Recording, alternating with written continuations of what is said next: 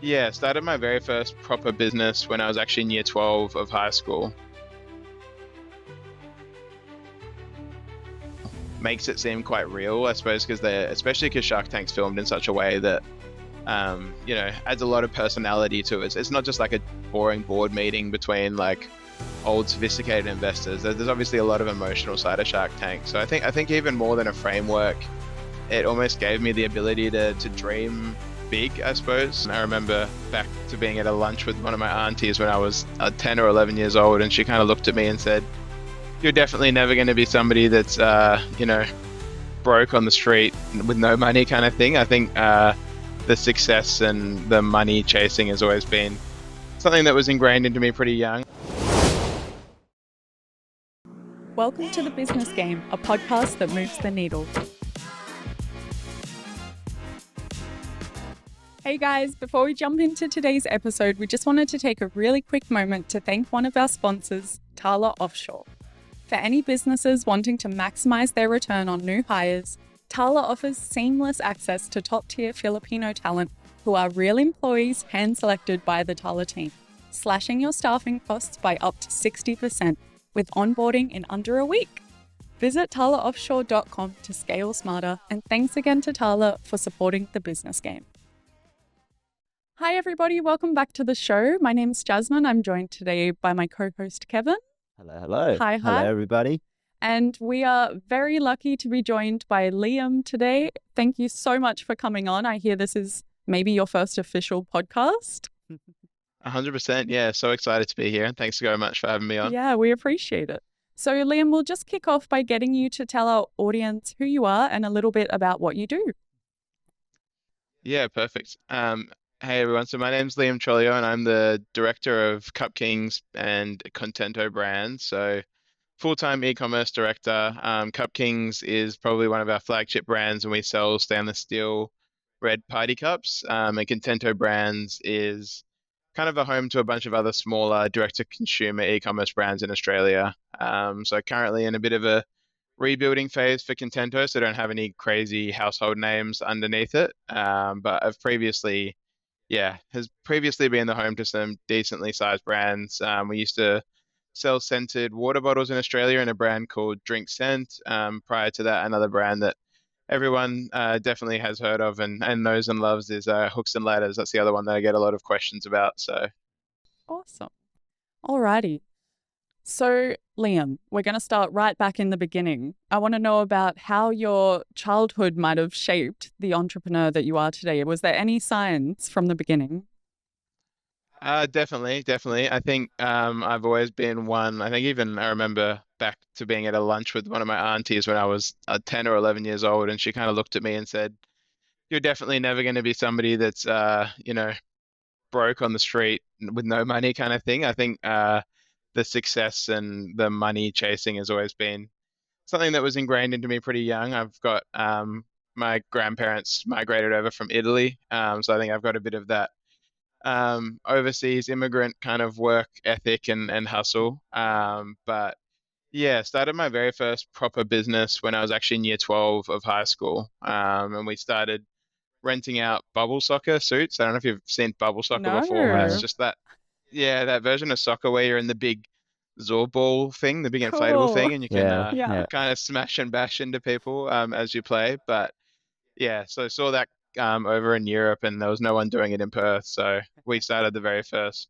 bubble soccer business in WA. So yeah, I think my childhood is definitely like in terms of entrepreneurship. I have seen my dad run his own bottle stores. He was always in the liquor industry. Hmm. Kind of definitely instilled in me that work ethic and yeah, the pains and pros of running your own business and doing the entrepreneurial journey as opposed to a more traditional, 9 to 5. Yeah, Mhm. awesome. So what are some, I guess, how do you define your entrepreneurship? Like, what do you feel like your entrepreneurship from the start till now? I think after working for a big company for a while, I was pretty keen to get back into doing my own thing and working for myself pretty quickly. And I think that definitely comes from a place of just I don't know, entrepreneurship to me is kind of just like chasing your own like dreams and goals, and having like a direct outcome from your labor and your hard work come directly to you, and being able to put so much like time and effort into things and seeing the reward come straight there. I think I love e-commerce because it's a business model that has such a quick feedback loop too, and unlike a few other kind of bigger tech players or like everything in the AI industry at the moment, it's quite quick to see if a product's got legs in e-com, and I think that's why I love e-commerce in general so much. And I think that relates back to the creativity and the fun, and I don't know, also pain, but a lot of fun and enjoyment that I get out of kind of starting new things. And yeah, you can really quickly see fruits of the labor that you do put in with entrepreneurial adventures and stuff. So Yeah, absolutely. What would you say, like, we'll get into all the hard stuff shortly, but what are some of like the absolute highlights that you've experienced so far? yeah, for sure. I think honestly, even just that very first sale when I first started e-commerce is still a massive highlight to me. It's just something that gave me evidence or gave me proof that kind of doing this had its legs very, very early on. Through to obviously like I definitely had a lot of joy or yeah, success around that $1 million a month mark. A lot of my e-commerce revenue is obviously around that quarter 4 time with Christmas and all the giving and gifting that happens around then. But I think the absolute highlight in terms of just like a professional and personal goal was definitely being on Shark Tank last year. Mm. That's something that I watched religiously almost growing up. So to be able to have been to step out into the tank, as I say, last year was still kind of crazy. I think I forget a lot that it did happen. But if you had asked me 5 years ago, what would have been like a completely unrealistic dream, Mm. especially because Shark Tank Australia wasn't even being aired or filmed at the time. Mm. I think yeah, Shark Tank was always something that was definitely an unrealistic goal for me. So yeah, to have that come through last year was pretty crazy. Yeah, massive congratulations on that. I remember seeing your episode when it was first sort of floating around online. And it's just so great to see that like you actually have been able to follow through on that journey. So that's awesome. Thank you. So Thank you. that sounds amazing. Seems like you've obviously had some experiences from the bubble soccer business, and you were in accounting, and then you moved away to e-commerce. What was it like moving into e-commerce, and what was the kind of like the pivotal moment for you to go, you know what, I can do it regardless of whatever everyone thinks. I'm going to do it anyway. Yeah, I think I was attracted to e-commerce originally because yeah, you get almost a holistic view of business. You've got like a lot of my skills probably are on the product finding and product research and developing new product ideas and that side of things. But at the same time, I run my business very lean. So I do a lot of the hands-on stuff in a lot of different areas. So whether that be marketing, through to like product fulfillment, I understand a lot about that these days, through to customer service. And yeah, you just get such a wide range of skills, and it keeps things quite interesting. I think that's another thing that kind of, yeah, definitely helps me get into e-commerce. In terms of actually taking the leap and doing it, I Mm. suppose I've always thought I would have started a business, but it took me a while to actually kind of, yeah, take that leap Yeah. and quit the full-time job to do it. I honestly think that was mainly based on like a fear of regret Mm. in the future. I was pretty young when I did decide to quit, which is obviously Mm. a little bit of an advantage. I didn't have a mortgage or kids or anything like that Yeah. to look after, but I just didn't want to wake up in 10 to 15 years knowing that I have this kind of Mm. skill set and even drive and motivation and just be stuck in what I used to be doing. I think it would have been very easy for me to just continue on the path where I was at. But yeah, obviously very, very glad and very grateful that I did end up making that decision now. Yeah. I mean, you say that it would have been easy for you to continue on that path, but I get the sense that if you're someone who has that kind of brain like yours, where you need to be doing all of the things all at once, I don't know that you could have managed to sit still and get comfy.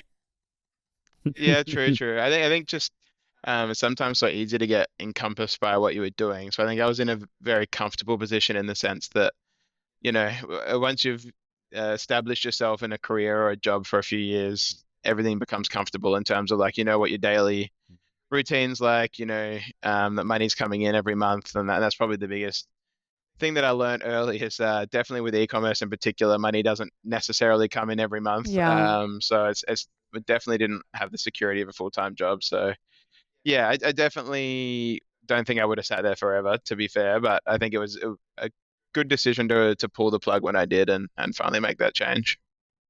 Yeah, for sure. Um, okay, so Jane Liu, who is also one of the hosts on Shark Tank, and the founder of Showpo, she recently dug into online being a lazy CEO, which is essentially just blending lifestyle and leadership success. What's your relationship with work-life balance these days? Yeah, definitely was also probably the other motivating factor between leaving my old full-time job.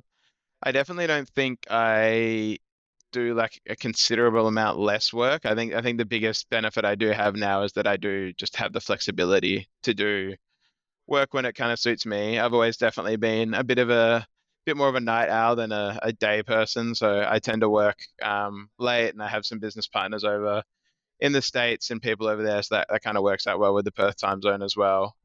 But definitely still am working a decent amount. So I wouldn't say like I'm doing 2 or 3 hour days. Like I think some people might have the fortune to do.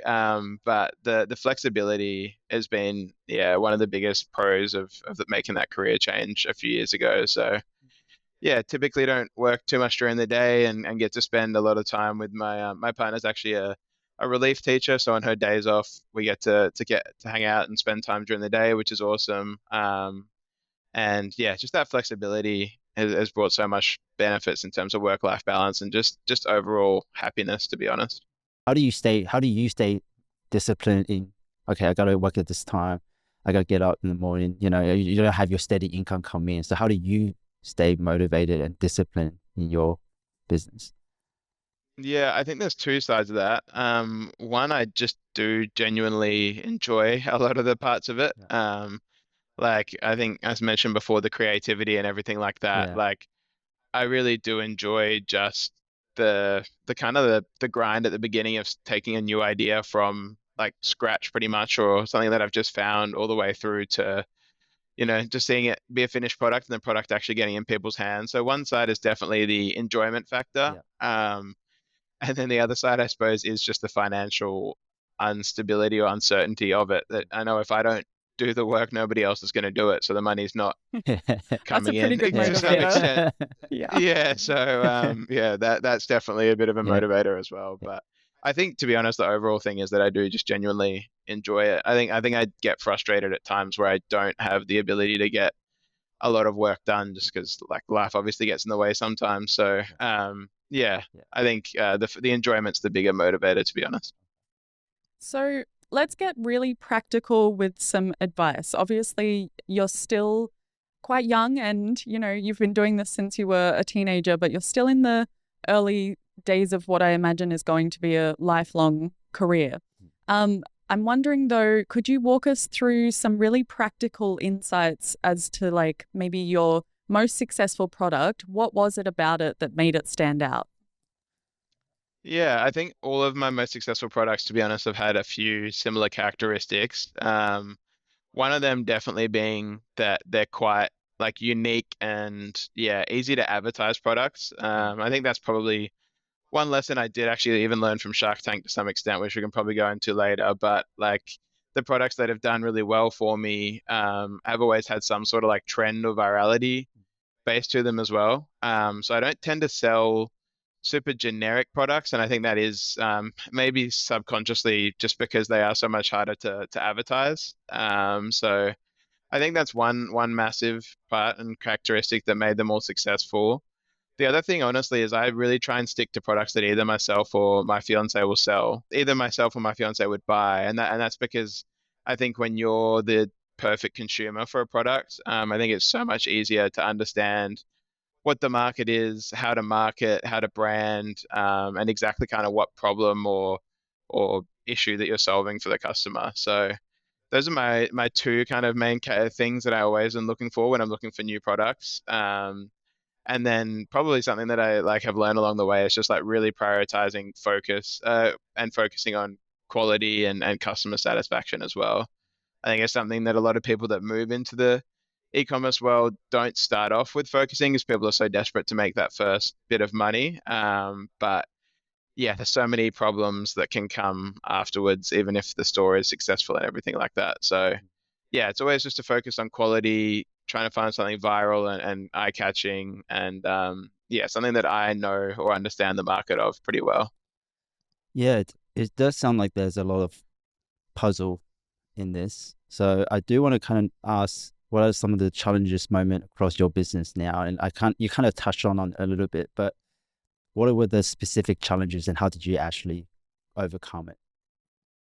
Yeah, one of the biggest things that I kind of had to overcome quite early is the seasonal aspect of e-commerce for sure. I think no matter, except for some like absolutely crazy products, I think a lot of e-commerce businesses are obviously built to deliver pretty good results in the last quarter of the year. Um, I unfortunately quit my full-time job in March, Oh, so that was a good six to 7 months before that big time for e-commerce. So I think early days I just had to really get used to that kind of flow, and not only from just like a personal finance perspective, there's a lot of things that go into that from a cash flow perspective as well. Obviously, if you're planning to sell pretty heavy in the last quarter of the year, that's when you need to have a large amount of stock ready to go as well. So probably the biggest problem that I still do to have to this day is just cash flow and just preparing inventory at a proper level as well, because then you can go overs as well. And I've heard of a lot of founders that are overconfident or overinvest in their product, and then when it doesn't move, that creates the other side of the problem where you've got yeah, too much product sitting on shelves that isn't going out to customers. So cash flow is probably honestly the biggest problem we face as our business. what strategies are you implementing at the moment to try and sort of navigate that, like with the predictability of stock and cash flow? Yeah, I think it's great that data and AI and everything's getting stronger and stronger as time goes on. So definitely trying to utilize Is there a specific AI program that you use for any of that? um, nothing specific. And I mean, I'm probably just gonna, say everything that everyone already knows in terms of using ChatGPT, Yeah, but sure. ChatGPT is still probably my go-to in terms of using any AI tools. Shopify itself, which is what pretty much every big e-commerce brand is based on these days. Shopify is just kind of really up to their own game in terms of their AI as well. So they've got something called Sidekick inside of Shopify. So I've been using that more and more as well, because it kind of does a similar thing to ChatGPT in the sense that it's like a chat-based bot, but it already has access to all the data that you could possibly need. Obviously, like it's missing that. It kind of gives the connection that ChatGPT doesn't have. And then the other strategy we use in terms of cash flow is honestly just really focusing and being financially and mentally prepared that quarter four is our peak. And that's one thing I had to personally learn almost from more of an emotional perspective as well. Like I was getting quite frustrated with the results earlier in the year, mainly because I didn't know that it was going to be that seasonal and I could rely so heavily on that quarter four seasonality. So yeah, that's kind of how we tackle the cash flow issue. But in terms of practical solutions to it, we really do use AI as much as we possibly can to try and yeah, factor in as much of that predictability in terms of how much stock we're going to sell as possible. Obviously, it's never perfect, but it's a lot better than what we used to do, and which is more of just a trial and error and buy as much as we can and hope that we sell through it. So Yeah. yeah. How did you kind of find your guidance? Do you have a business mentor relationship with somebody? How do you, you obviously went on to Shark Tank and things like that, but what was the process? Did you have a mentor that carried you and support you in this approach? Yeah, I think I'm lucky. The one benefit that I did really get from working in a Big Four accounting firm previously is that I did have access to a wide range of resources and network in that regard. One of my good friends that I made at the Big Four accounting firm actually started his own business at a very similar time. So I definitely think we bounced a lot of ideas off each other early days. He started it in a completely different industry, but I think a lot of the struggles that business owners face, although in completely different contexts, are quite similar in a lot of ways. Obviously tends to come down to cash flow a lot and hiring and those kind of things. And that those are pain points that I think a lot of business owners and founders face. The other one, I just honestly just turned to my dad quite a lot. I'm quite lucky that my dad, growing up, ran all of his businesses. He got the keys to his very first liquor store when he was 18. So he was running that business through to when he was 62. So yeah, he's been through a lot of ebbs and flows in the business world as well. So Did that keep yeah, him really. did that keep him out of trouble or put him in more trouble being in a I'm liquor not sure. store? I obviously wasn't around when he was younger. I can't Yeah. imagine it kept him out of trouble back then. But I think, yeah, the liquor industry is a whole different beast as well, to be honest. I think as the big players came in, it became a hard business to run. So it definitely got a bit harder as he got older. But I can imagine it definitely was a benefit when he was growing up and younger. I think having access to your own liquor store at 18 would have been pretty wild. So Yeah. So for product market fit, I know you've gone over how you try to be your own consumer, your own target consumer.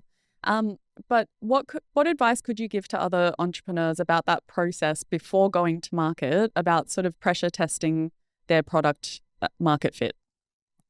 yeah, yeah. Again, I think e-commerce, I'm so fortunate that e-commerce is an industry where you do get such quick feedback. Because obviously, unlike some of the bigger players, you really do get to advertise quite quickly and see if customers are getting traction to your product. And that doesn't necessarily mean sales. I mean more so that there's not a negative response in the sense that the price is too high, it's not the right time for this, because there's so many factors that obviously go into product market fit.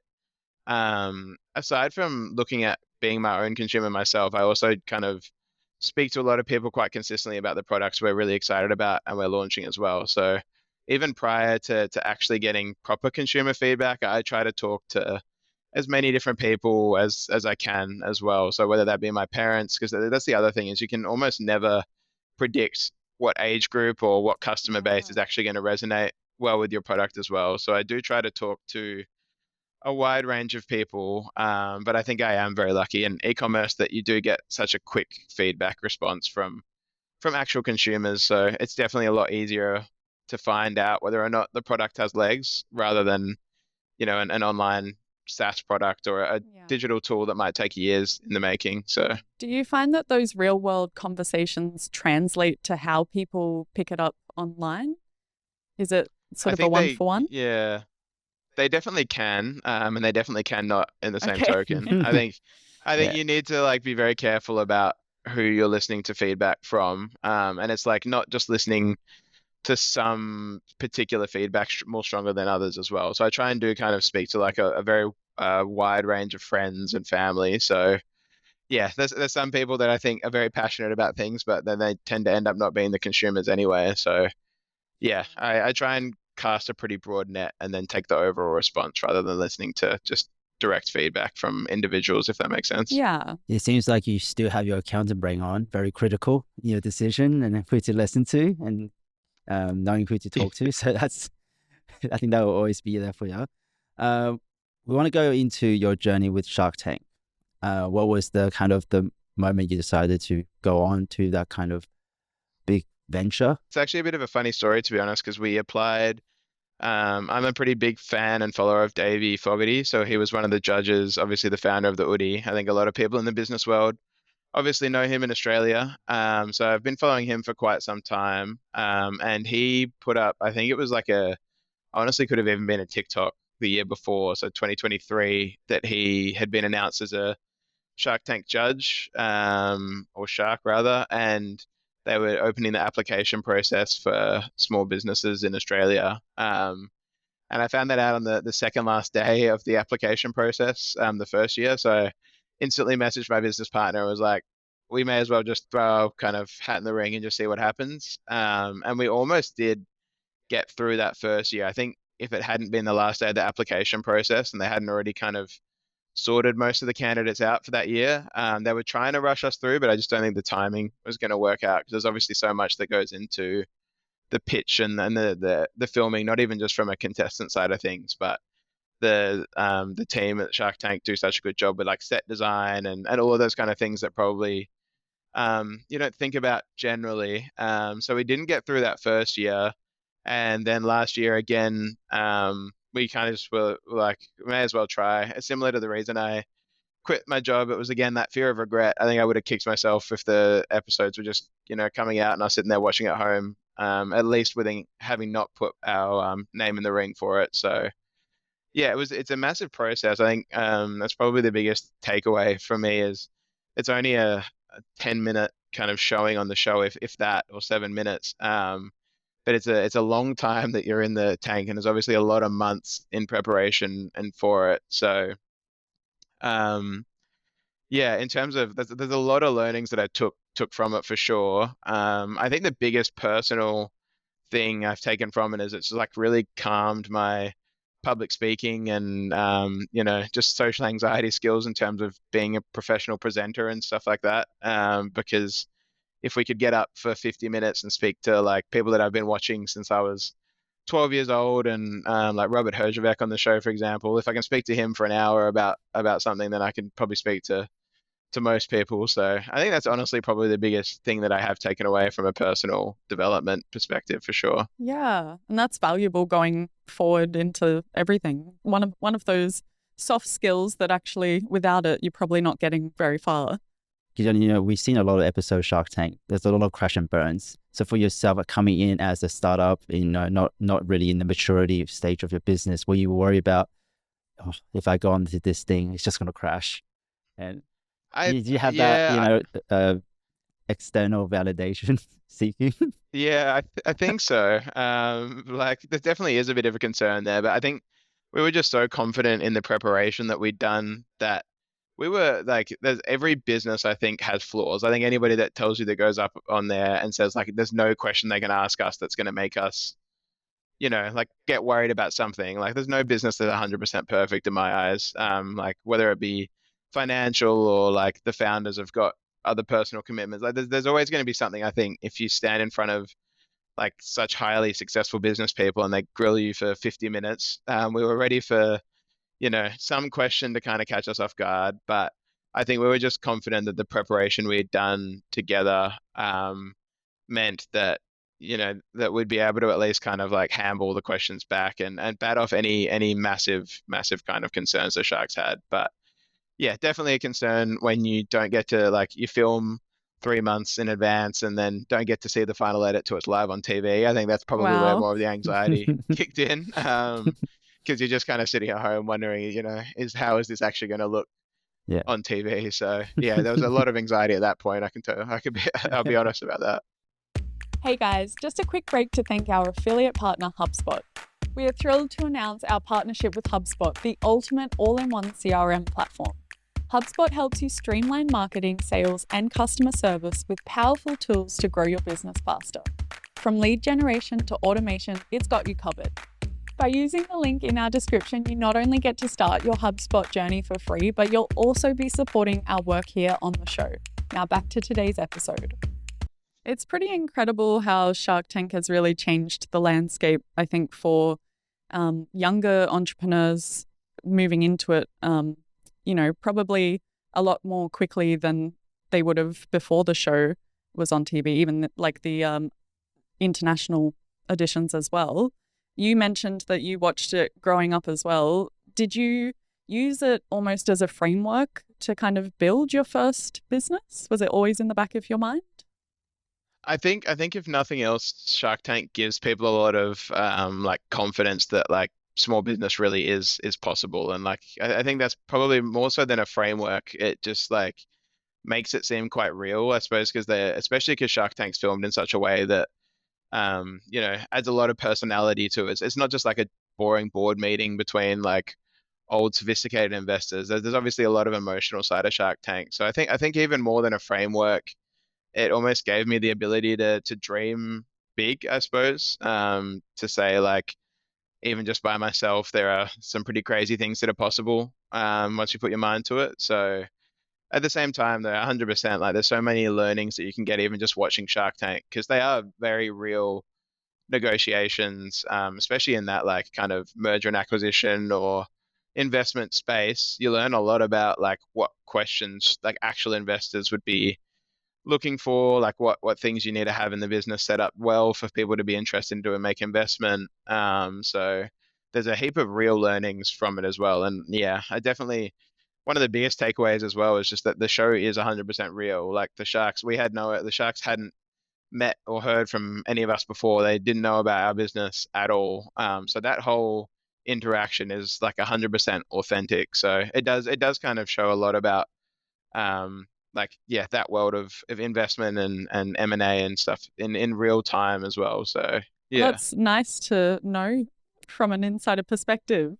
It's all legit. Yeah. I think it's a lot of the question I get is that, is it scripted? Did you know the question's coming before? And 100, I wish that was the case, to be honest. We would have Yeah. known what we were in for, but yeah, it definitely wasn't the case. What's your favorite pitch aside from your own? Do you have one that comes to mind? Hmm. That's a hard question. I feel like there's been so many seasons of Shark Tank America now that Yeah. it's like I can't even remember individual pitches. I think I do remember some of the really like bad ones, like Yeah. the favorite for a bad reason.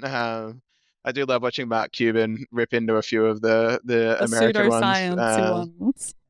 Yeah, there's definitely one where they got those like old school power bands Oh yeah. on in America, like the bands where they're meant to, I don't know, help negative ion theory or something. I don't know, something ridiculous. And Mark Cuban gets into them. But I think like in terms of like an actual impressive standpoint, I was really inspired by there's a girl called Maddie on the season of Shark Tank Australia before us who started 35 Millimeter Co, which is one of the kind of big ecom brands coming out of Australia.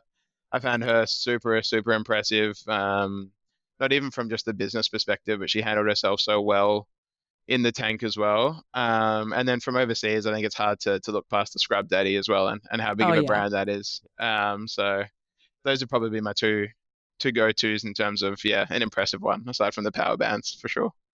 And aside from CupKings. Yeah. And yes, Yeah.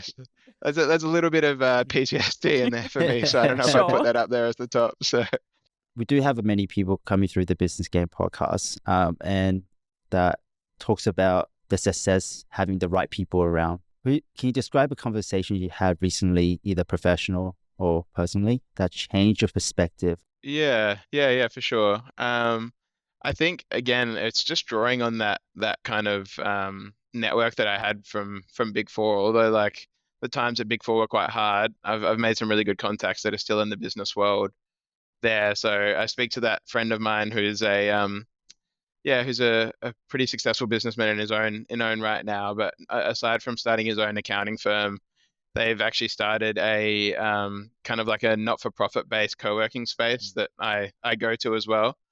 And there's probably no individual conversation that I can point to with him that like I drew anything too specific from, but just the overall notion of creating profit for good is something that I've been quite inspired by recently. So a lot of their business ventures are set up, obviously, so the business arm is quite profitable, but all with the mind that the profit from that business goes to then creating a not-for-profit arm that does such good things for the community.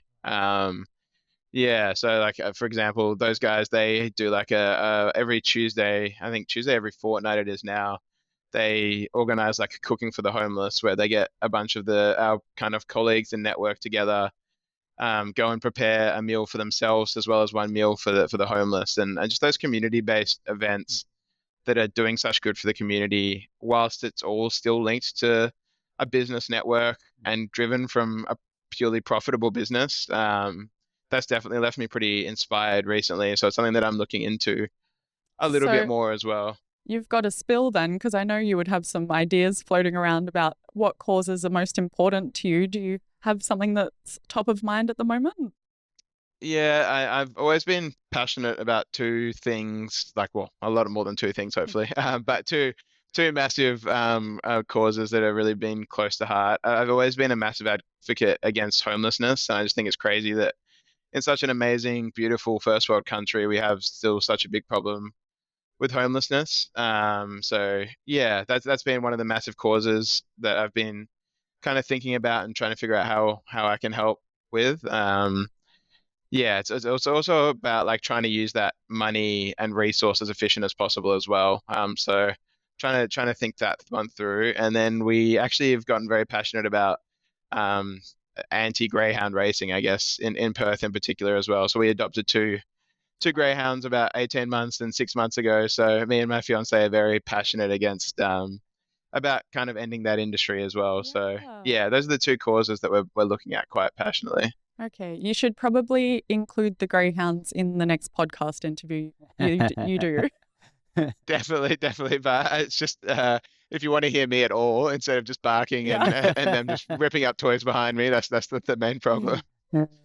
We'll do another episode where it's specifically catered toward that.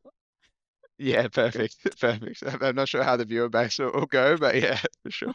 So, I suppose staying on that topic, what are some ways of approaching incorporating a not-for-profit element to a business? Are you sort of thinking about doing it in that really structured approach of setting up a not-for-profit? Or do you think that you'll just include some social program messaging into your existing brands? Or Yeah, I think a bit of both. I think ideally long term it would be setting up a not-for-profit, and making sure that the best use of the money is going towards that not-for-profit. I think that's probably the biggest problem at the moment, is that even if we did that, we probably just don't have the time or even expertise to some extent to make the best use of that money or the funds that we could donate through that sense. So we've already started with a few of our brands donating like significant amounts of our profits to charities. So one of our brands under Contento Brands, we donate like 10% of the profits to Gawa, which is the Greyhound, one of the Greyhound kind of charities in WA. And then it's through to things like CupKings, for example, where we're in talks at the moment to have like charity-based short-term kind of cups or beer pong balls and stuff. So it might be like the Beyond Blue, special set of blue beer pong balls for CupKings, where 100% of the profits of those sales go towards charities as well. I think that's probably the short-term vision, more things like that, and then eventually, once we've got the expertise and probably time or even resource to create our own not-for-profit, I think that would be something we'd be looking into pretty heavily. and not I know your heart is in the right place with that, but I'm going to draw it back to a not so wholesome place. I'm just wondering, do you know anything about whether incorporating a charity element to a product, does that do anything to do a positive uptick in how consumers actually purchase it? It probably would.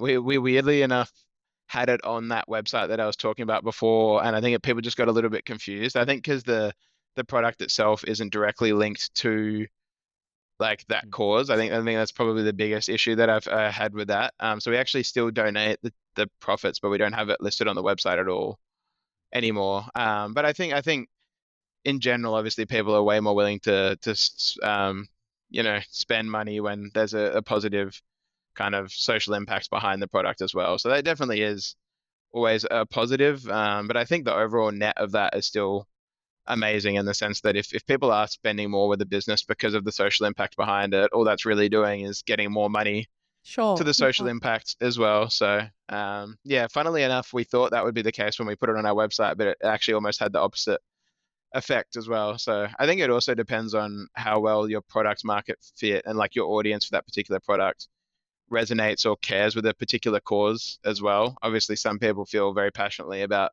certain things. So yeah, maybe that wasn't the right fit for that time as well. So Yeah, some strategy behind it. So what do you do for fun, Liam, outside of your workplace and, or e-commerce space? Like what else do you do for fun that helps you kind of navigate through the stress and the balance?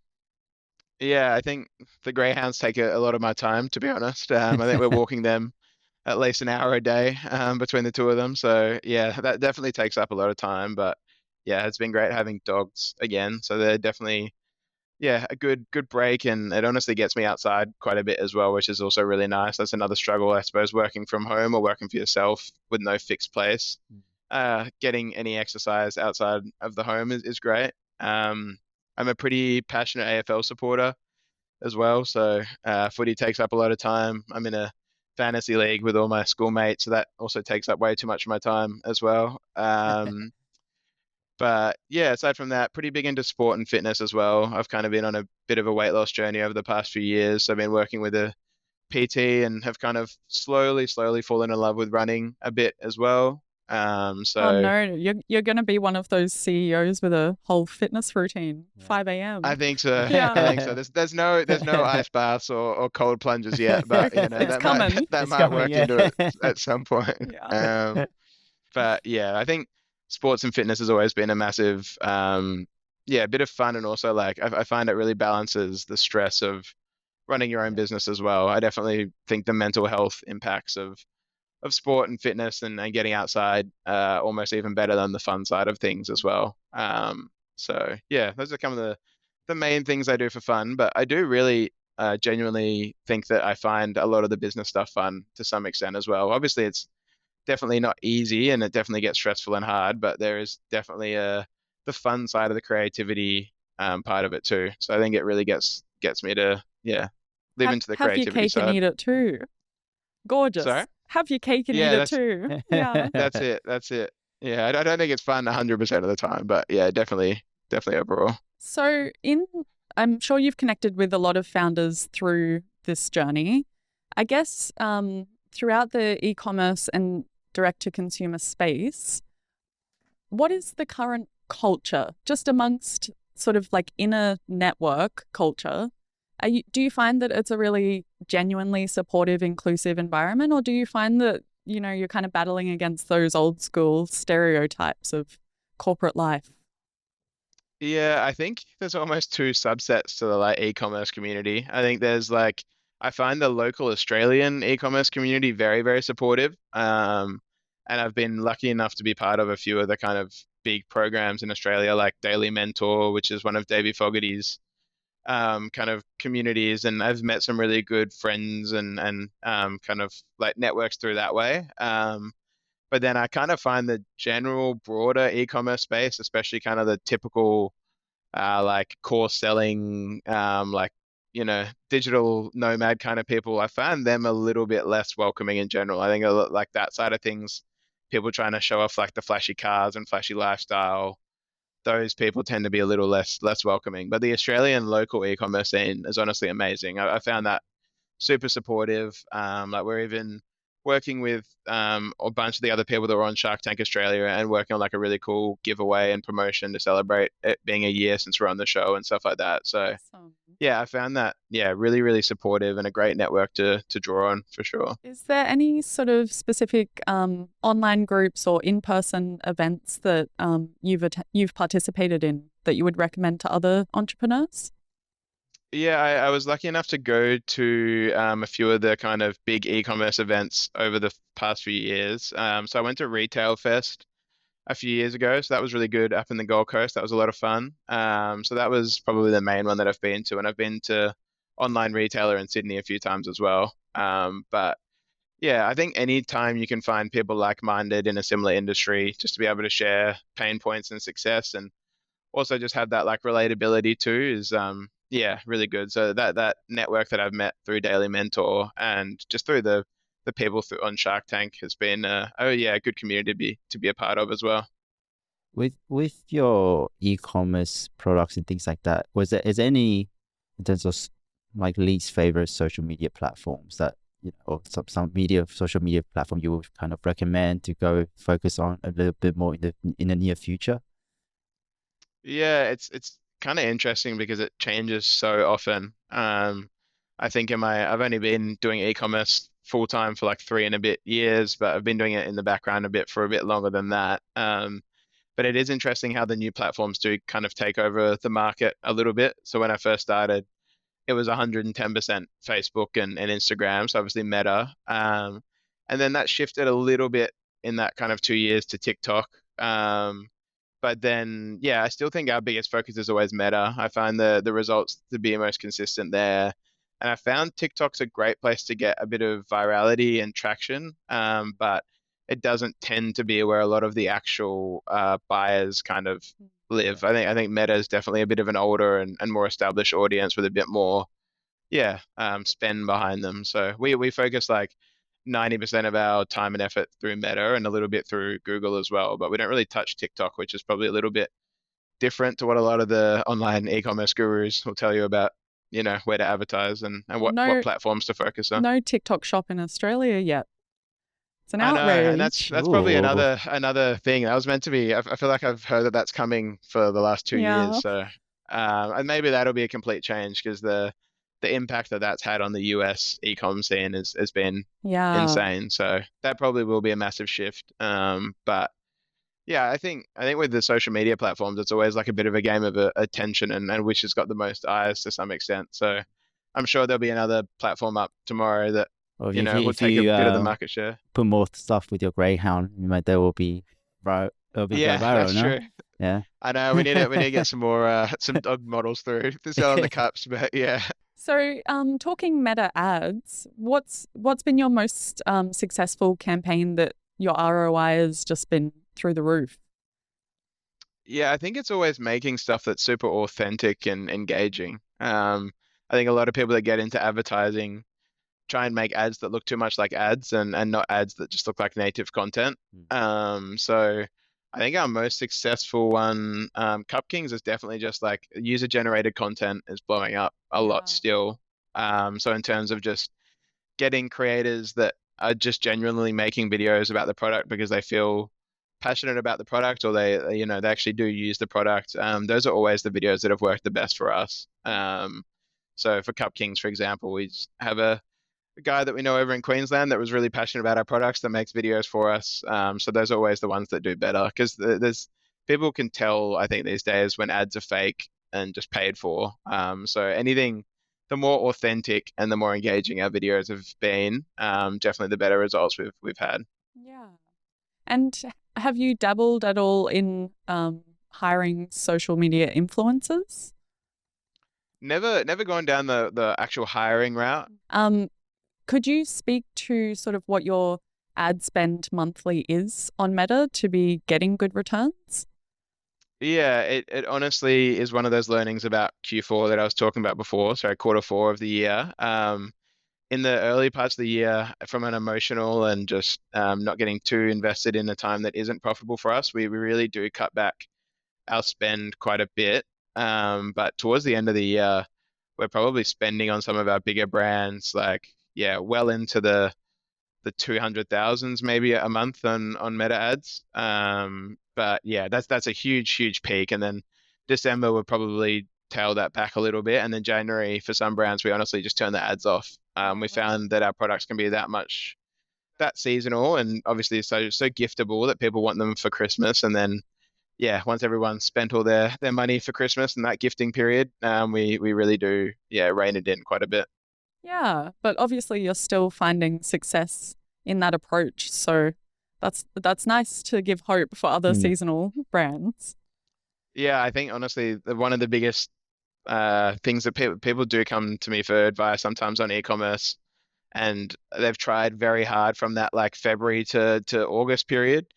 And I think it's just detaching yourself from that, not failure, but those hard times when you're really up against the grain in terms of being able to be successful in the first place anyway. So yeah, it's definitely one of the big learnings I took away early is don't get too invested at that time of year and don't get that emotionally attached and definitely have the ability to regroup and gear up towards the last quarter of the year because that's where like even the big brands, I think there's people that have got way bigger numbers than we have in our brands, like Davey, that talk about how skewed it is to Q4. And there is things you can do, and obviously Australia is where we target most of our spend, and Australia gets the double of it being summer and Christmas in the end of the year, where like the Northern Hemisphere obviously has their summertime Oh, of during the middle of the course. year. So there are things you can always do, but yeah, there's definitely a bit of learnings in terms of being resilient through that first half of the year and pushing into the second half. Yeah, with the number of years that you've been in the business now in the commerce space, now that you have kind of some reliable data on your end, how do you handle your risk now going? How do you handle that risk? Spending $200,000 a month Yeah, business. again, I don't want to sound like a broken record to some extent, but I think we're very lucky in e-commerce that everything's so trackable. so that like we wouldn't be spending 200 grand hoping that it works. We've obviously got such good data in the back end from Meta and Shopify, knowing that for that 200 grand spend, we might get $800,000 worth of revenue in that month or something like that. We wouldn't just be spending that kind of just, yeah, hoping that and praying that it works. I think that's why e-commerce is so good in a few ways because, yeah, unlike a generic marketing campaign where you're not able to track exactly where that spend's gone and what customers have come through from that marketing activity. But in terms of like risk appetite, it definitely, we have to still have a bit of a estimated guess, I guess, towards the end of the year as how much to spend. Like I definitely wouldn't be going and spending that $200,000 in January and February, that's for sure. So it's just given me the confidence after running it for 4 or 5 years that there really is that crazy seasonality in Q4. And as long as you've got, obviously that doesn't apply to every single business. Like there's some products that won't be giftable. Like you're not going to buy certain products for gifts for your partner or your family. But if anything in that realm of giftability, there is that seasonality, which just gives us the confidence and the risk appetite to really invest in that Q4 period. We're getting toward the end of the interview.